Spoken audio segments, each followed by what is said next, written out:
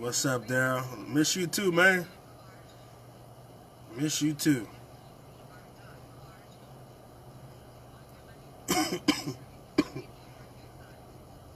Reggie, what's up, brother?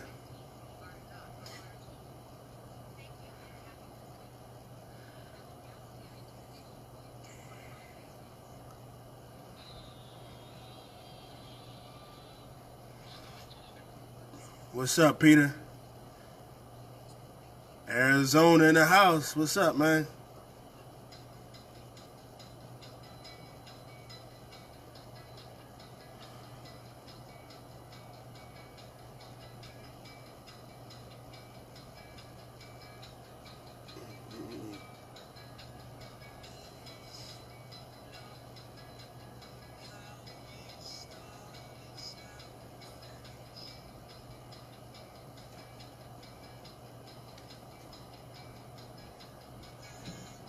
See where Toto. I'm leaving them a note. I just want to see where to tell them. Okay. All right. Excellent. Thanks.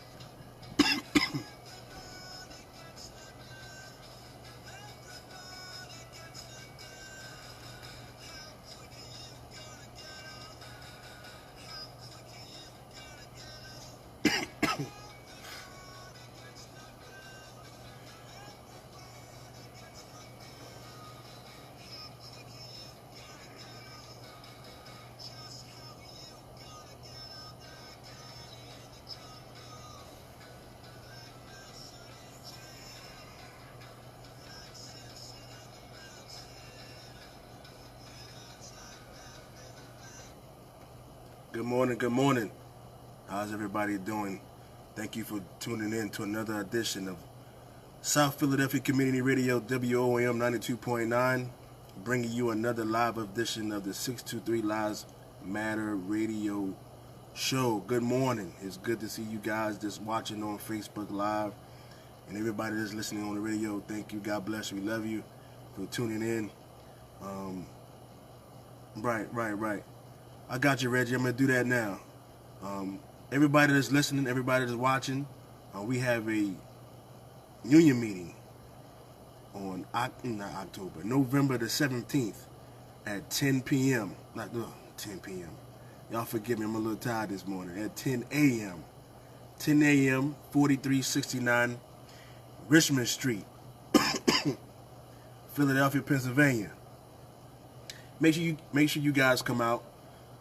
Very, very important, moving forward, what's going to happen with our union after this contract that they just imposed on us. Everybody needs to come out. Everybody needs to come out. Everybody needs to come out. This is your union.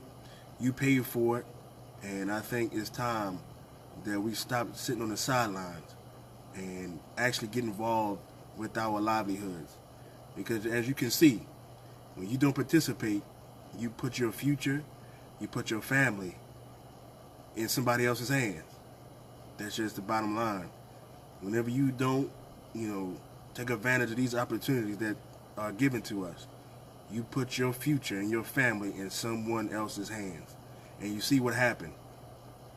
So we got to change all that. One of the things I wanted to start off with today was, I know I mentioned to you guys on a Facebook post, I think Monday, me and the guys, we were, about 3 weeks ago, we reached out, excuse me, we reached out with these guys from New York City. They do these national, anything involves labor, they really get involved in. There's a group called the Labor Press. And what they did, they talked to us about what happened with this whole contract situation. And so we gave them our insight, our opinions, and our whatever we thought was true. And we told them what happened with the whole vote thing. So they wanted to find out more about Local 623 and the whole 623 Lives Matter movement. So we told them some things, and the guy, he wanted to do a story. He wanted to do a story on us and how we interact with the members, any other organization in Philadelphia, any other political organization. And of course, we wanted to find out how we interacted with our leadership right now, our leadership locally, and the leadership of the IBT. So when this whole vote thing came out, man, you know, it was a hot topic. So we told them how we felt. You know, we felt that it was personal and political how they did that. And so he wrote a story, and you guys will get that story, I think he said sometime in the next couple of days. What's up, AJ? What's going on, brother? Good to see you on here. So be on the lookout for this story. It's a really good story. He called me back with some feedback from what the IBT said, and the IBT, of course, they was upset, you know, with some of the things we were saying, but they were all true. And so, you know, he hit me with some questions they asked, and so, you know, we went back and forth with them. So be on the lookout for that.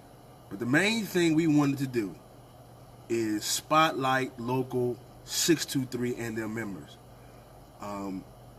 Because right now it's really a dark time. It's been like that here for a little while, you know what I mean? No one really wants to get involved. No one really wants to participate. You start talking about union, man, people get an attitude, especially with our local leaders, man. People just don't have the zeal to fight for, you know, the union. All right, Tyler, I hear you, man. That's what's up, man. Congratulations. Y'all knocked out the right to work. Okay, that's what's up. The governor. All right. Well, we re-elected our governor. Thank goodness. Tom Wolf. He's a pro-labor guy.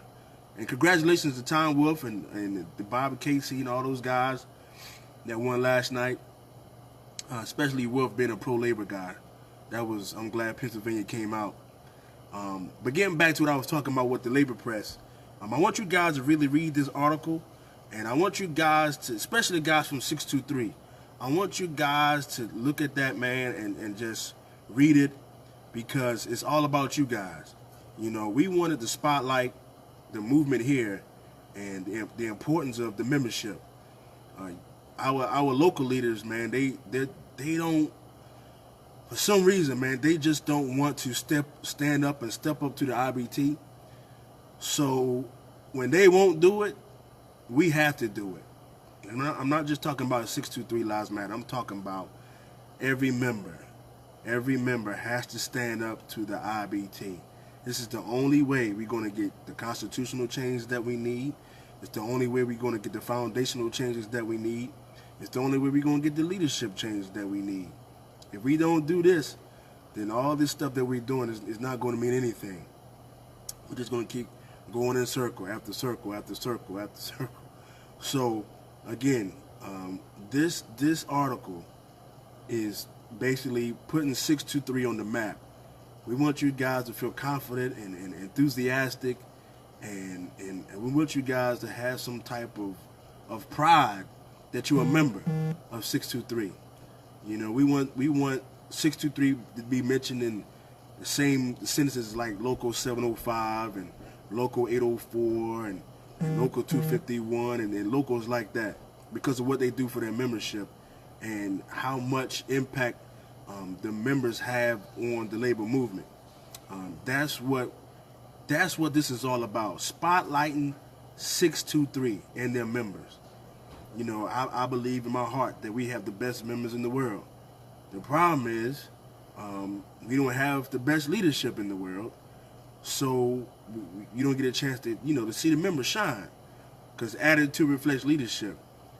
Our leaders, man, they want to be stagnant, and they want to capitulate to the company, capitulate to the IBT and all these type of people. And, you know, we can't have that no longer, because the longer we stay stagnant and the longer we just keep giving up and giving in, nothing's ever going to change. So that's why we came up with this bylaw amendment. And I want to say thank you to everybody that signed it so far. So far, we have about 300 signatures. We only need 7, but already we have about 300. And we haven't even scratched the surface of all the people that we intend on getting, you know, all the members that we want to sign. So thank you guys for believing in the amendment, because it's going to help everybody. This is not a 623 Lives Matter thing. This is a member thing. No matter who's in office next term, this amendment this amendment will help everybody. No matter we get in next time, or if these guys stay in office, moving forward, there will have to be a negotiating committee of rank and file members alongside of our e-board, because that's the case. That's what we need, because there is no transparency in the process at all. You guys seen it. They made it about the instead of them telling you why the pension was short $6 million, they made it about the jumbo vote, yes or no or not. That was the biggest. And that's a problem, and that should be a problem for you guys. It really should be. So again, make sure you sign this amendment with this petition for the amendment, because without transparency, man, all this he said, she said, and all this other kind of stuff, man, it's always going to be a problem. It's always going to be a problem. And the only way we can affect change, officially, not only do you need new leadership, then you have to change the way the laws are written, bylaws are written, the Constitution is written, so it could be more member-friendly. Because what they just did was cold-blooded, and it was political, and it was personal. I don't care what nobody says. They can, well, you got to go by the Constitution, and I get that. Yeah, organizations do need to have rules and regulations. But like I've been telling people, whenever the rules and the regulations conflict with the member's voice, then you go with the member, and then you fix the rules and regulations. Never leave them out in the cold, because all this stuff, man, is going to come back and bite us in the long run if we don't get it fixed. As you see, I got my brothers here, a couple of them. I got Espo. I got my man Clarence Bagby. I'll let you guys say something real quick. As a union, as a union leader, you shouldn't want to hide nothing from the members anyway. It shouldn't have, that amendment shouldn't be coming from us. No. That amendment shouldn't be coming from us. The union leaders should already want to let us know what the deal is, because they're negotiating. And here's the thing: the contract they're negotiating, they don't have to live by. We have to live by it. So if we the ones have to live by it, we should know everything that's going on in negotiations. Oh, what's that? This is the. All right, I'll tell you what it is. Sure. This is a large description of what Shanahan wants to talk about in our particular meeting last time, about what the fiduciary duties are of our local union. Okay? Okay.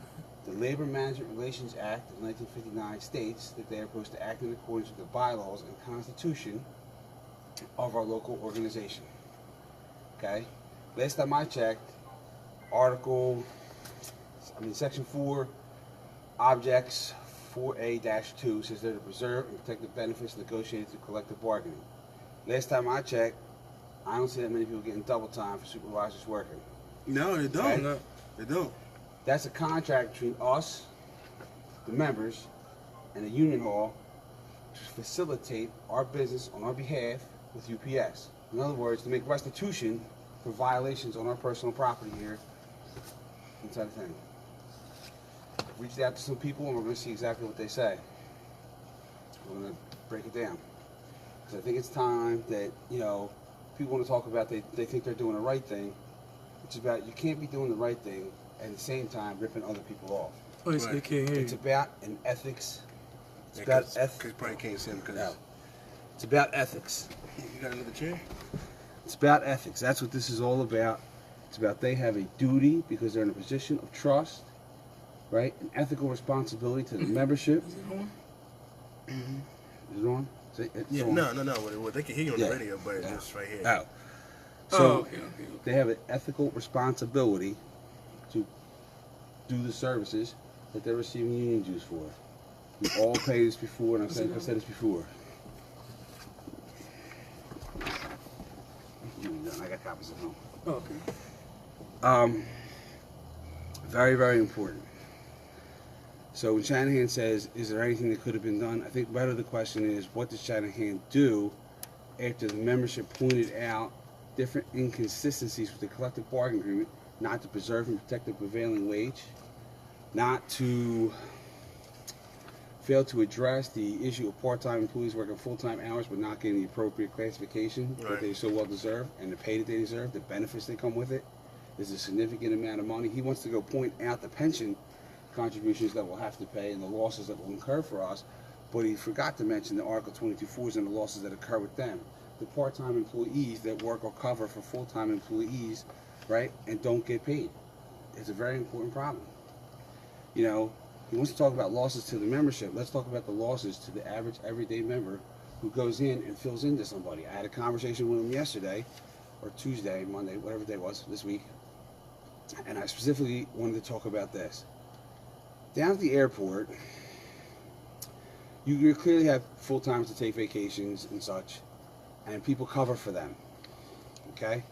When they cover for them, they're covering for Clarence Bagby's full-time position or, you know, Richard Hooker's full-time position, whatever that it is. That's their job assignment for the day.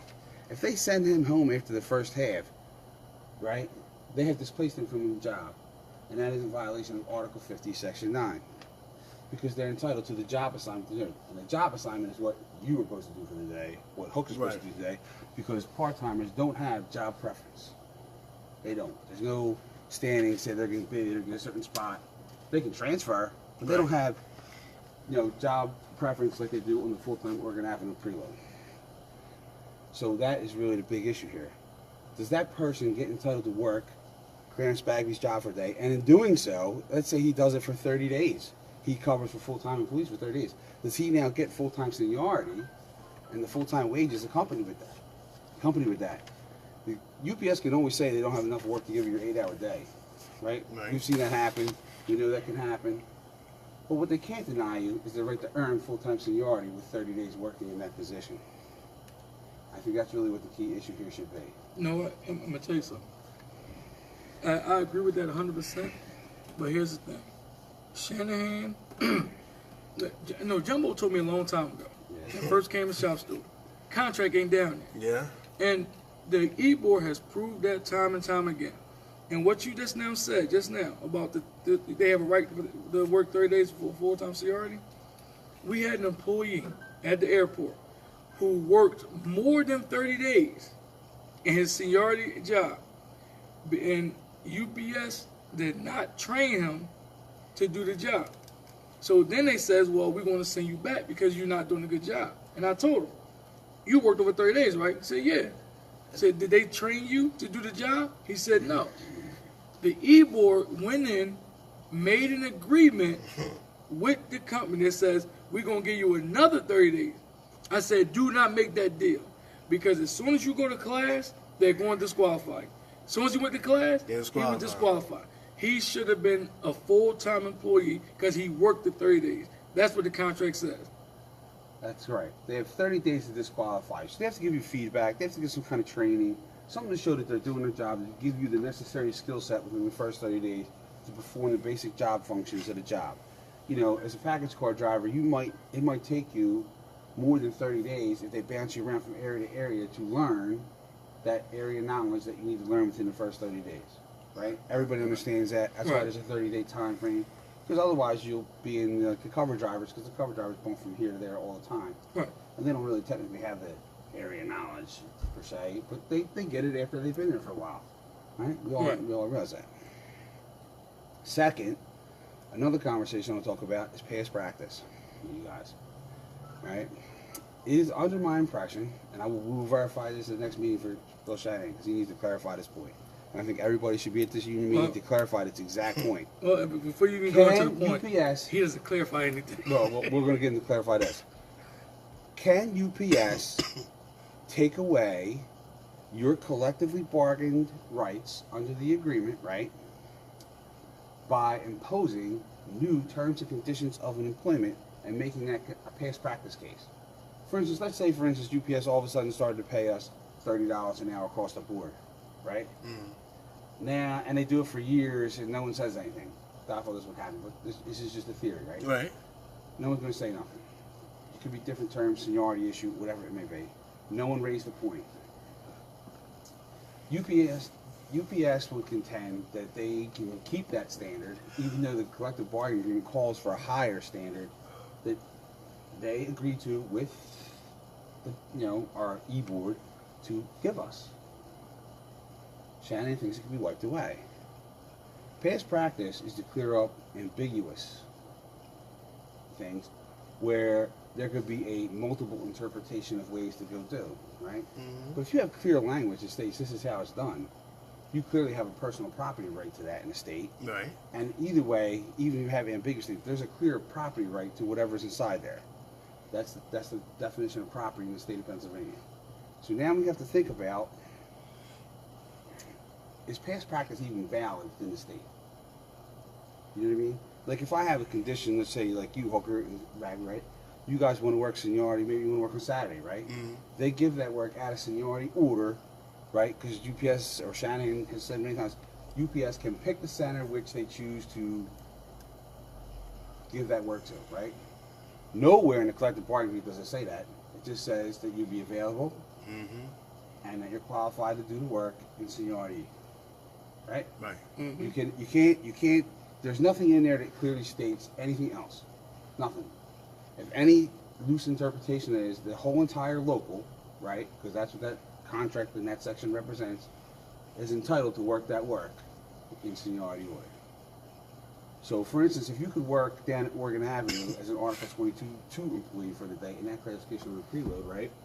Versus going down to the airport, what would you rather choose? 22-2. Yeah. Pays more, right? Right. Yeah, right. Pays more. And that is the whole reason behind having preference, so the senior people can make the money that they so once they're at the years they put in. Because if UPS isn't going to put up the jobs, which we know they don't, unless they get their hand forced by the IBT, not by the local, but by the IBT, right? You're not going to get nowhere. Now, speaking with like what you're saying about the centers, our contract is so vague, and you talk about past practice. Our contract is so vague that you can interpret it 100 different ways. Like with the centers, for instance, I can understand the driver centers because they got different areas and all that stuff, but they're using that terminology inside the building, whereas though you create 2 centers, 3 centers in small sort. It's all 3 doing the same job, but there's 3 centers now in small sort. Now, could they take that a step further and say you have container unload and feeder unload? Or are we going to make those 2 different centers and make those 2 different seniority lists? Then are you going to say we have loading cans on the secondaries and loading cans on the wall? Or are those going to become 2 different secondaries? I mean, where's the line going to be drawn? I think when you perform work, at least by the general area that it is, and let's say small sort is a general area, the sword aisle is a general area, the PD wall is a general area, secondaries are a general area, international is a second area, the ramp is its own area in a sense, and probably need to be broken down into different grouping hours because it runs 24 hours a day. You have air cargo and fueling is obviously its own separate area, but it works in conjunction with the people out on the ramp. Right. Right? The loads come in, they set them up, they put them out, they dispatch them out to the truck drivers, and then they take it to wherever it's got to go. All union bargaining work. All right, now, Rich is up on a small sort. What's the difference between 2 small sorts? Nothing.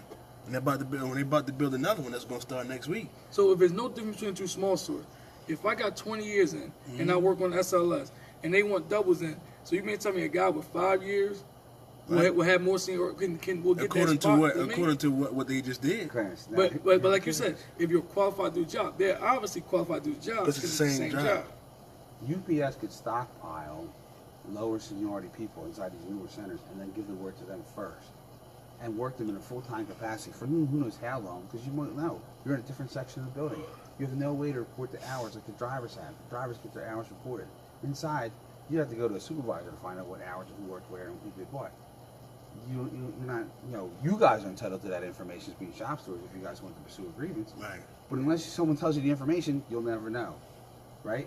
And most people that I've seen over the years, if they're working full-time at UPS, they're not going to cut their hands off, to make more money. They're going to say, listen, I'm just going to take this because I don't have no faith in the union to make sure that I get that full-time seniority because I do it to 30 days. Right there, that was the key. Right? What you just said was the key right there. When you said no faith in the union, that right there was the key to everything you just said.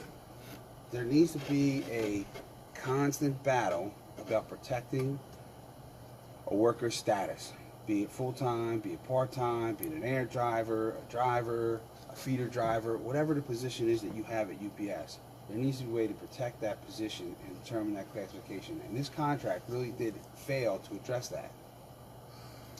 Because we had people that slipped through the cracks and have for years, as we all know down Oregon Avenue, that have had thousands of dollars lost in excess of whatever Shanahan wants to compute down Oregon Avenue. Article 22.3s who work as full-time preloaders on a continuous basis don't get the full-time preload rate, don't get job preference bidding, which is ridiculous. They're full-time preloaders. And then UPS wants to... How does that work? I mean, if they're 22.3 preloaders... I don't think that is in the Oregon appropriate Avenue pay scale by no means. I don't think it should ever been an appropriate pay scale. Right. They could say that that's how they agreed to it, I guess is the way to put it. But at certain point in times, the way the collective bargaining agreement reads in the supplement is that the agreement is the sole agreement between our local and the company. And nowhere inside that article did I see address Article 22.3 workers. You know what? Article 54 is that I've never seen them ever put in, here's Article 22.3 workers. And here's what they're expected to do, so you understand what the classification is. You have to define it because you're supposed to be paid in the highest rated classification you work. Right. So for instance, if like I said before, if I cover Clarence and do his job for a day and I'm part-time, I should have got paid Clarence's rate because I worked in the highest classification possible. But the past practice has always been, and Shanahan was put in past practice, if I go in and I work as a package car driver for 15 minutes or so, right, I'm getting the package car rate for the entire day. If I did the same thing for feeders, I get it for the entire days. The problem is they never did it with the people on the inside. And there lies the problem. Right? Therein lies the problem. That's how come your full-time jobs don't get posted. That's how come you're saying, oh, how come Jimmy Smith is doing all these hours over here and you know, he's not full-time, a new full-time job gets made, and I'm still waiting here for 17 years, and he's been here for 5. Right. You know, those things happen. Loopholes happen because the company will exploit people with lower seniority to save money. You know? Yeah, they will. That's what they do, man. So the biggest key to what you said is the membership don't have any faith in the leadership. So, of course, they're going to... And I've seen myself how certain people get fought for harder than other people.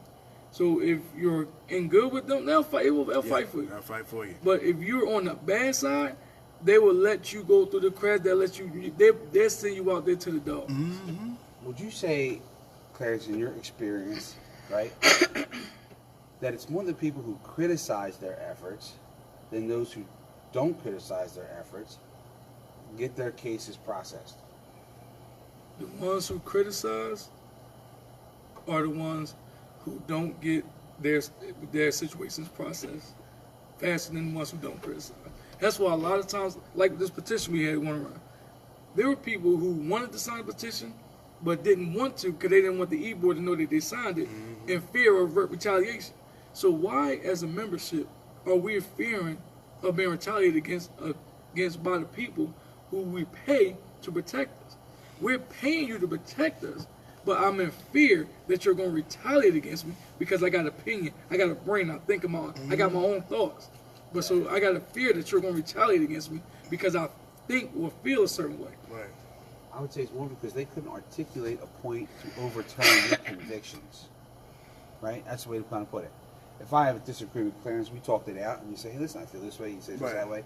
I'm not going to go and nag about it and go and then I try to see what he says, and then later when I go home, I'm going to think about it a little bit more. Like the instance with the holiday pay. Saying Clarence Right. about that, and I said, hey, listen, you know, I thought about it more. I said we could address it maybe this way or that way, and outline the way to kind of maybe put a position together Right. to do something. You know. But those guys are not going to do that. It has to be their way or no way at all. They can't do it inconsistently. When they do it inconsistently, they show favoritism in the workplace. No, you And talking I about would say- inconsistency. Yeah. Yeah, I'm gonna tell you. This is Bill Shanahan is the face of inconsistency, and the reason I say that, before the holiday thing even came up, in the shop store meeting, Rich will tell you he was there. Yeah. I said, Bill, Nancy, the preload, the midnight manager said, you don't get the extra day off after the holiday, and then Mr. Shanahan said himself, she is wrong. So now when there's a situation where me, the steward, who ran against you, brought up that same situation for another employee. Now, you don't want to fight that grievance because it's me bringing it up. That goes back to what you said about people who criticize and don't criticize. I criticize, right? So now you don't want to fight. And check this out. And check this out. You remember? I know you remember this because we looked at each other and kind of laughed. Remember a couple years ago when it was the holiday pay thing for the Thanksgiving or something, and the part-timers wasn't getting paid and all this stuff. Right. So me and Clarence at the airport, we put the grievances together to get the people in our areas paid at the airport. And no offense to Jeff Hester, he's a good guy, right? So Jeff Hester, who was their trustee at the moment, to get put up. It was they was going to make him a trustee, right? Mm-hmm. So he had filed a grievance with Oregon Avenue or something like that, and they got their people paid, right? So since they wanted him to be the trustee, and let's give Jeff a hand for filling the grievance out, got our people paid. Now me and Clarence and Kathy all did the same thing at the airport. Actually, we were the ones who started the grievance. We the one brought it up. Let's put this in respect, right? Because I asked Shanahan about this about past practice. Right. At the airport, were people in the past prior to the date you guys filed this grievance, getting paid double time for working on the holiday as part-timers? Yes. Yeah. Right? Yes. They were? Yes. Shanahan said the same thing down at Oregon Avenue. Right?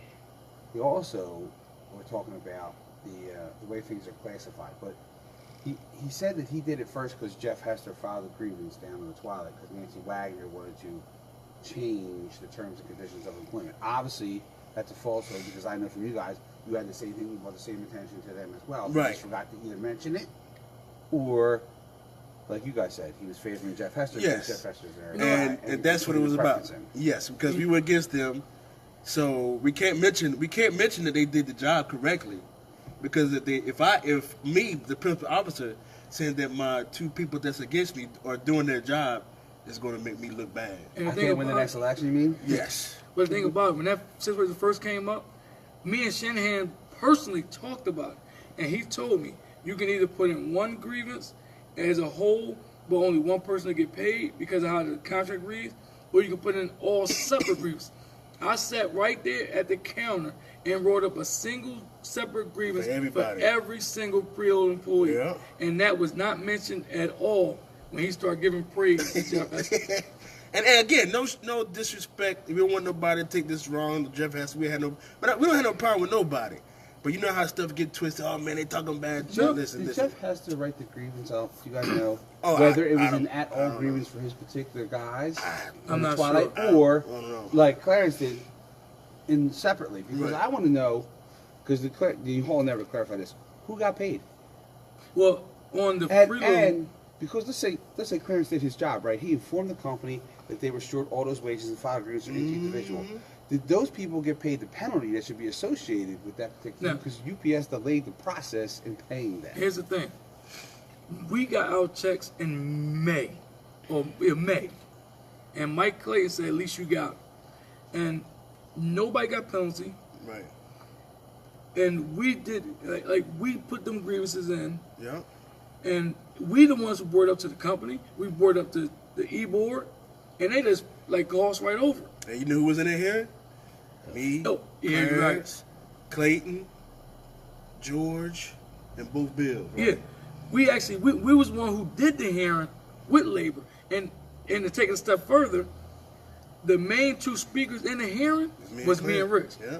George, Shanahan, Bill Moore sat there and let us handle the hearing with this labor manager. But they're not I've been there too. Yeah, they're not going to tell you that. And everybody got paid. They brought the checks down, and they gave them out. Oh yeah, look what we did for you. They ain't mentioned us. They ain't mentioned the fact that we was in there in the hearing. They didn't mention the fact that we put the grievance in. But you know what? They didn't mention the fact that you guys did a lot of the talking. But you know what? I don't care that they didn't mention it. For the fact that that's my job. Yeah, people got paid. And that's my job, and I'm going to do it. Whether you mention it or not, we all know the truth. Right. I just wonder if UPS would consider this an active wage theft. You know what I mean? What Mike Clayton did. Because if he doesn't pay the penalties associated with the grievance, he cheated people. Yeah, he cheated 6 months. He needs to know exactly what the pay is or not. And if he doesn't and chooses to fight it, that's willful at his attempt. And there's a certain penalty that's associated with that through the state And even in our collective bargaining agreement, you notify UPS, they have a certain time to correct it. If they choose to fight it, well then, and they lose, they should be liable for the penalty associated with it. You are. That's with anything. Yeah. When you fight anything, and like if you go to court, like for IRS for example, if you lose, you're paying interest from way back when you first started. So we all should have got penalty from that Friday all the way up until May when we got our checks. And actually the e-board said that they wasn't even going to fight for the penalty. They didn't do it. Listen, I've known numerous occasions in the past where people have won grievances about pay issues, personal pay issues they have for, like, let's say, jury duty and such, where UPS decided not to pay, right? And there was no penalty associated with it added into the actual settlement. Right. I think that's wrong. I think that the Hall and even the IBT itself, as they have broadcasted their, their big meetings over the years, especially the supervisors working out there in California. Yeah, you see how they did that? We have 600 hours. We got 300 hours. But there was no penalty for the lateness in them processing it. You know, at the first step, it's already been proven the supervisors were working, right?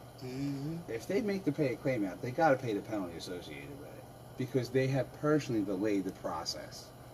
You know, it wasn't like all of a sudden, hey, listen, I'm going to make a good faith payment here of 300 hours, right? And we can haggle about the rest of the 300 hours later because we feel as though they weren't working that much. But we know they're working, at least half of that. You know what I mean? I could probably, contend something and put an argument off of that. But you can't delay the payment because you just want to go and say, hey, I don't want to pay it. Yeah. They're working. I just don't want to pay it. But when they're not held accountable by our leaders, that's what's going to happen. It's going to continue to happen. All across the country, not just here. Our leaders got to do a better job of fighting for the membership, man. That's bottom line. And I want to say this too. The question was asked to me a couple of days ago because we had a person who knows who's cool with both sides. The guys in the office and cool with us.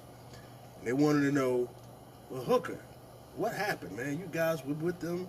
So I told him I was going to broadcast it on here. Now, as you guys know, well, not you, Esper, you always been against those guys, always. So I'm not against them, guys. I just want them we'll to do the job, right? It's not about being against them. It's just about asking them to do what they're supposed that they're getting paid for. Right? They're paid for do. So I'm gonna put it out there, so there won't be no more questions or Hooker. They just mad because there was a rumor out there that the reason why we split from them. And it came up again. I heard it when we first ran, and I heard it again. Jumbo was telling me that there was some rumors about this again. That the reason why we split from them is because they wasn't giving us a seat or something like that. They wasn't putting us on the board. Right. So that was, So I'm gonna tell you the real reason why. 4 years ago, last month, this is when the divide happened. It was 4 years ago. It was during the Tom Wolf first election campaign. Congratulations, Tom Wolf, by the way. Right, yeah, we did that. So we was in the room. It was me, both Bills, Bill Morris, Bill Shanahan, George Ruggieri, Joe McGovern, Harry Brown, and I want to say Warrenby, but I'm not for sure. We were sitting back where we have the shop store meeting at. I was sitting down next to the door. So I said, hey, look, guys, the members are not happy. The contract, you guys don't come down to the building like you thought you would. The insurance is not like what you said. So this is what they told me to tell you guys back 4 years ago. And if you don't believe me, this is what I want you to do. All those people at Oregon Avenue, the shop steward name is Harry Brown. He was in there with me. And at the last shop steward meeting, it came up again. And he agreed again because he was there. He was like, yeah, they did say it. So again, what I'm about to tell you, if you don't believe me, if you at Oregon Avenue, he works Twilight Midnight, right? That's right. All the members that work on Twilight Midnight, if you say, oh man, Hooker, you just talking, whatever, ask Harry Brown. He'll vouch. He was there when I said it. Now, he may not agree with what I said or whatever the case may be, but he will agree that I did say this and they did say this. This is what I said. I said, hey, look, man, the guys are not happy. Insurance, whatever y'all did, y'all lied to us. This is what they told me. They said, hey, Hook, go back and tell the members to stop crying, pull their pants up, because this is what they got.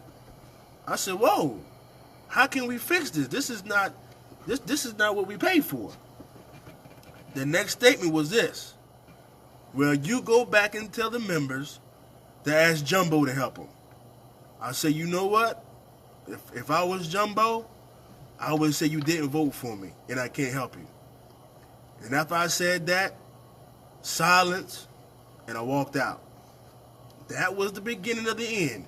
It had nothing to do with Team Care, because I didn't get my first Team Care bill until December of 2014. That just put me over the edge when I started getting all those bills. But that's when the divide happened.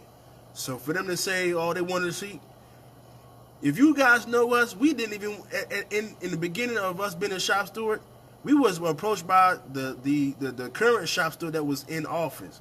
Chris Trumpetta wanted me to be his alternate. That's how I got on it. And Jumbo wanted Clarence to get on it.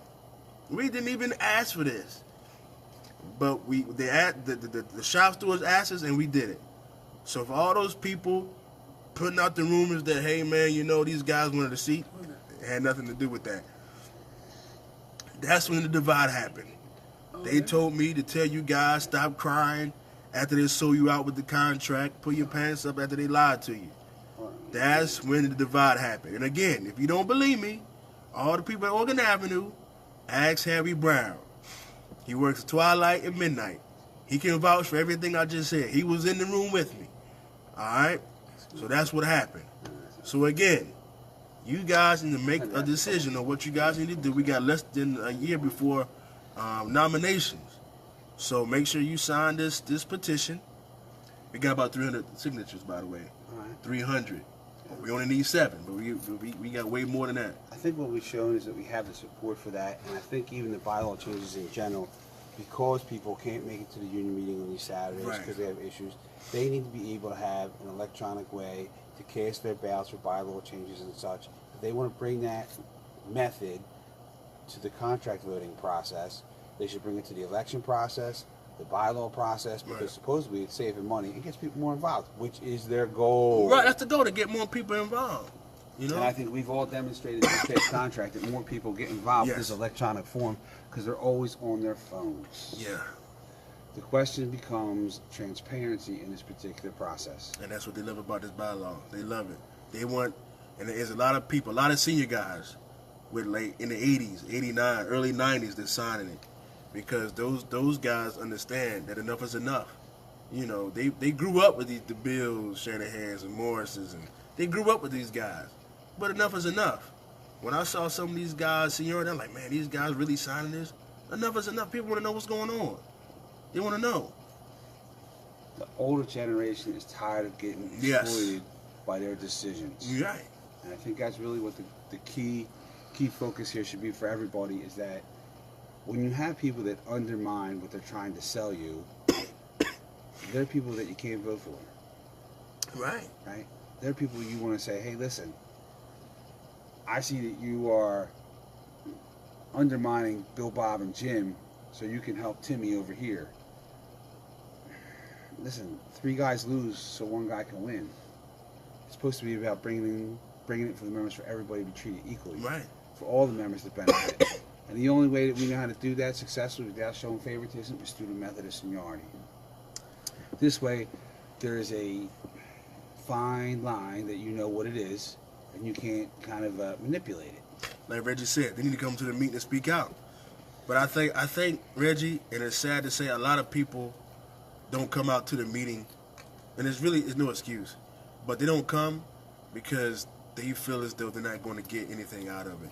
Because, you know, when they come down, they don't see number one, they don't see the e-board come down to them.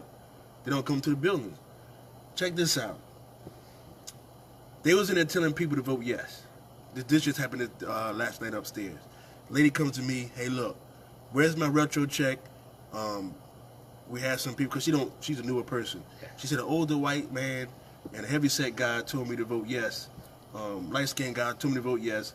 If I voted yes, I would get my retro check. You know, here it is. It's month after month, and we still haven't got it.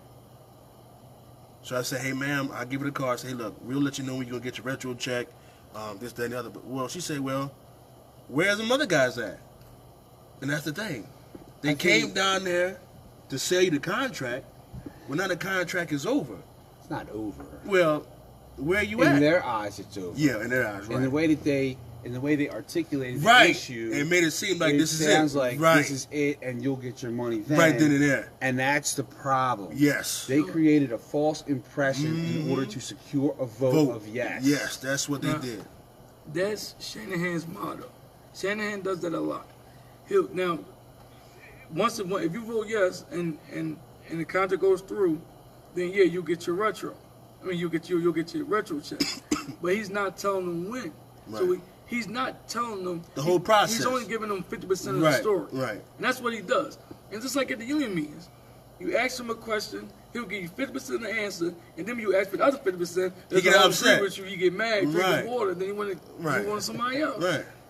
I think the key thing here, as I've learned, because people say I talk a little too much, I try to give people the tools necessary to help them fight for themselves and stand on their own 2 feet. Because I can't be with them there every second. Before I want to go show them what I wrote in the grievance form, I show them the articles that I'm drawing that grievance from, so people understand and do it. And I have them read it themselves. This way they choose to do it or not. I can't be there explaining something for 25 minutes when people tune out. They just want a simple answer. And our past leadership has made it that way. Have faith in me. Give me a quick tidbit of what's going on. Yep. I'll work on it, and that's it. And let it be. And we'll see if we can work something out. But members lose. Yes. Members lose. The transparency factor is not there.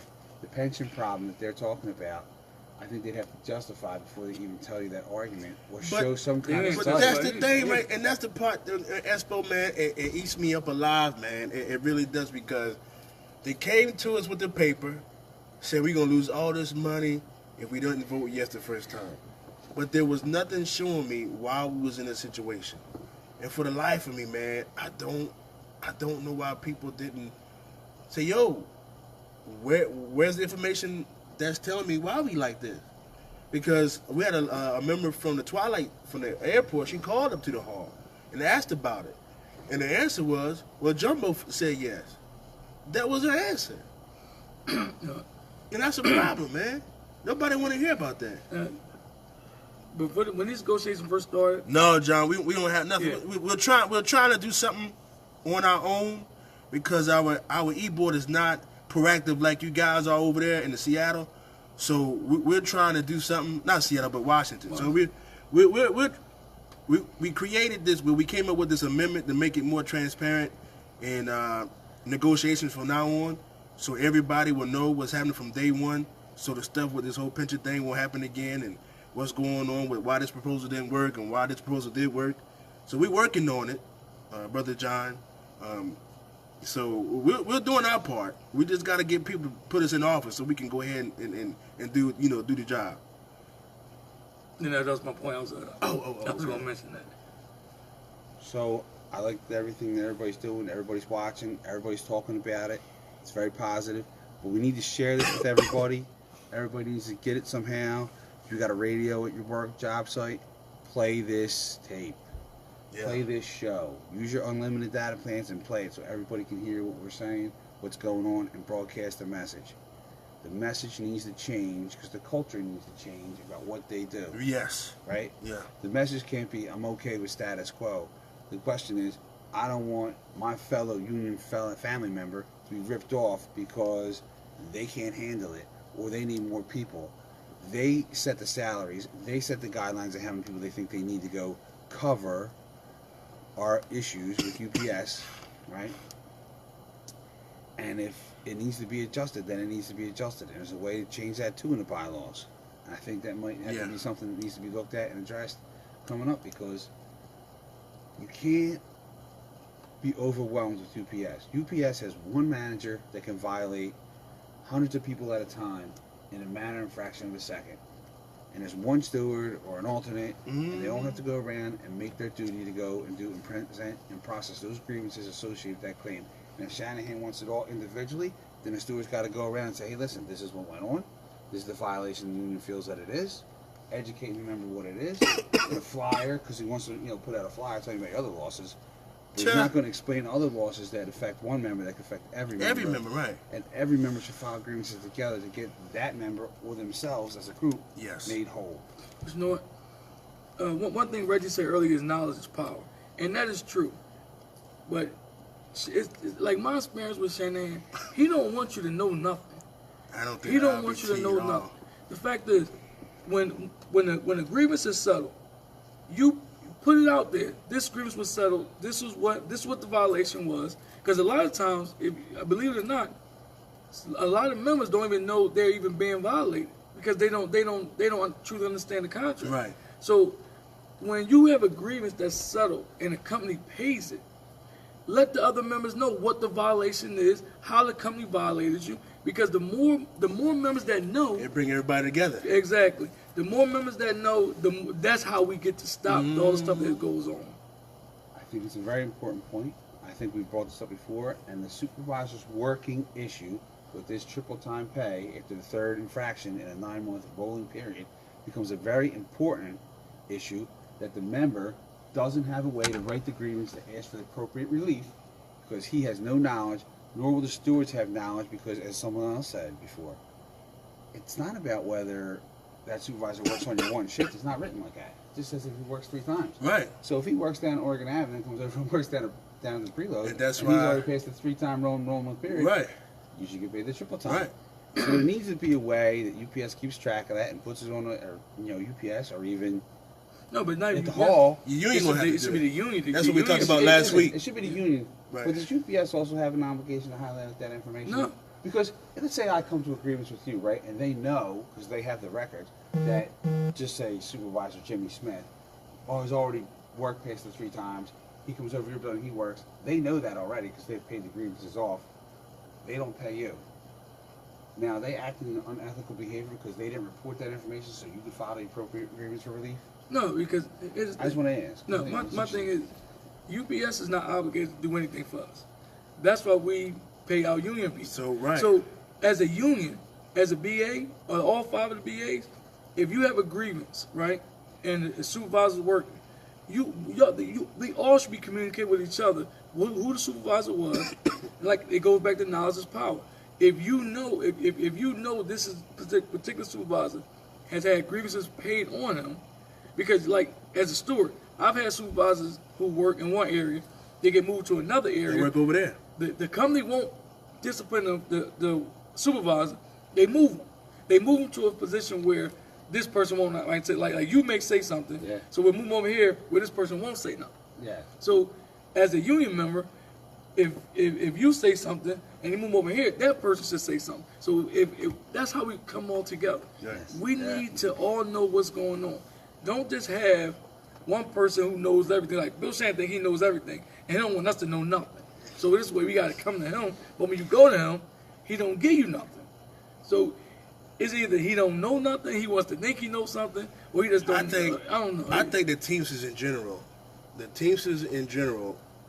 they do a horrible job with educating the members. They put on classes and stuff like that every once in a while. But the access is to the old members. Right.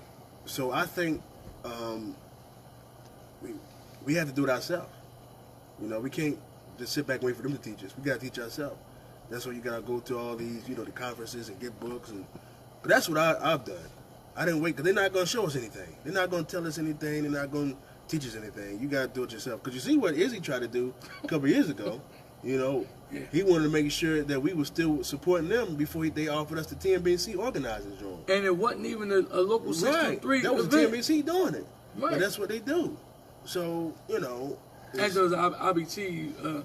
It was a shop store seminar. Right. So it wasn't even. The local wasn't putting it on. It was at the local, but it wasn't sponsored by the local. And it wasn't even only shop stores. It was People that anybody wasn't could shop win. stores was there. Right. So that's what they do, man. They don't want you to know anything. They don't want to teach you anything because they're afraid if you know too much, learn too much, then you might Get him out of office. But You can't perform the But- same pulling the wool over the sheep's eyes. That's what it once is. the sheep knows the Know wolf what's is going coming. on. But Yes. the more the members know, the stronger the union becomes. Right. Reason why this union is not as strong as it used to be is because the members don't know all the stuff that they need to know. And our leaders are the ones who are promoting that. Yeah. I wonder if it's possible to use your phone like a two-way radio in the workplace, like an app. You could develop that so we could all communicate to each other across the board. Hey, yo, guess what? Supervisor blah blah blah is working here in the center because they have radios or they have cell phones they access all the time. Imagine if we had the same type of power inside the workplace.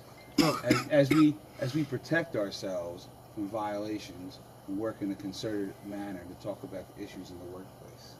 Well, I'm going to tell you now, they will do everything they can not to stop that. And I'm going to tell you why. Me and Rich are responders. Yeah. We hear stuff on the radio. When we brought that up, it's like, yo, this person said this on the radio, so now I'm putting the grievance in. They took our radios away from us. Yeah. We had to call OSHA. We had to put grievances in for us to get the radios And back. check out how UPS think. They were willing to put the whole building at risk Yeah, they were. of any type of situation, as far as like fire or deadly spill. They were willing to put the whole membership at risk just so me and Clarence couldn't hear them violate our members. Yeah. Ain't that bad? I gotta go to the doctor, guys. All right, I'll see you hey, later. all right, that's Bo. We gonna get ready to wrap up too. All right. Take that, read that. Oh, yeah. You guys all know what that's about. Oh, yeah. Consent. Oh, You can yeah. see more in detail, and I showed you the response. Yeah, hey, let us know how they work out. Oh, listen, that's the whole goal. That's why I don't come out every situation. I got you. All right, good people. We're gonna get ready to get out of here. But what? All right, hey John, send us those. Hey, message me those apps so we can jump on that. We're gonna get ready to get out of here, but I want you guys to also listen to Union Power Radio every Saturday from 3 to 5. Hector Fortis show. You know he's running for office. The Experience Matters slate out in Local 804. Vincent Perone running for the top spot. President Vincent Perone. Good luck to you guys. If you guys want to watch this show later, make sure you not download, well, you can download it, the YouTube app, or just go to YouTube and look up 623 Lives Matter. We got a YouTube channel, all our rallies, shows, other radio shows we've done. And be on the lookout for this petition. Make sure you sign it. And also this article by Labor Press. Very good article. Can't wait to read it and see what's going on. We're going to get ready to get out of here for the next show. God bless you guys. We love you guys. And all those people, for the comment I made earlier about what really caused us to have to divide from the guys in office, I want you guys to go talk to Harry Brown because he was there. He works the twilight and the midnight. If you guys don't believe what I'm saying, please go and ask him. He'll tell you that's how it went down. All right? So we're going to get out of here. Again, don't forget, we got less than a year away for this local election. Make sure we vote. Make sure we vote. The only way change is going to happen, because change can't wait, but you guys got to vote for it.